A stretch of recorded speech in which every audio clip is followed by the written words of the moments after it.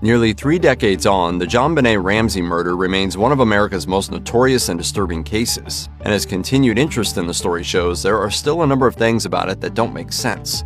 To this day, opinion is split among both professionals involved in the case and armchair true crime enthusiasts as to what exactly led to the death of 6-year-old JonBenet that night in Boulder, Colorado.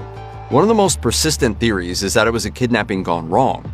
Experts have noted that evidence such as duct tape on JonBenet's mouth points toward the possibility that the murderer had initially planned to incapacitate her and take her from the family home. Author and private investigator John Wesley Anderson, who had written a book about the case, told The Independent in 2023, "The killer went into that house with a kidnap kit. He brought duct tape, he brought parachute cords, he brought a stun gun to immobilize the victim. So this was very calculated. It was a very methodically executed kidnap attempt that went wrong and ended up in murder."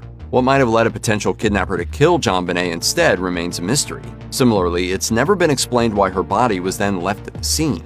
However, others believe that the ransom note may have been a decoy, made to throw police off the scent during their investigation.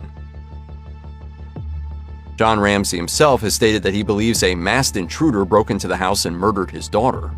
You think the killer is still out there somewhere?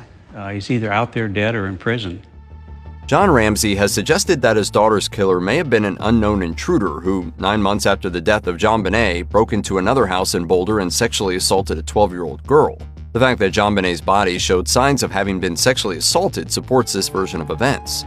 However, his theory seemingly overlooks the presence of the mysterious ransom note and fails to explain one key detail about its demands.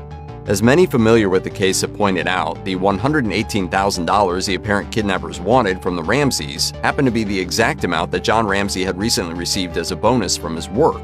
To many, this has always seemed unlikely to be a coincidence.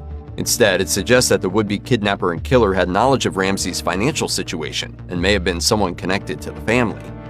The father is the president of Access Graphics, located on Boulder's Pearl Street Mall. But as suspicious as the demand seems, the fact that the note was written on paper from inside the house makes the note seem more spontaneous. So does the fact that the murder weapon was also from inside the house, a broken paintbrush handle paired with a nylon cord used to strangle JonBenet. If the killer came into the house with such a specific plan, why does it also look like they needed to improvise so much? A missing child case, particularly one involving a ransom note, would seemingly prompt a large and sweeping police operation. But when it came to the JonBenet Ramsay case, the police response seemed surprisingly muted.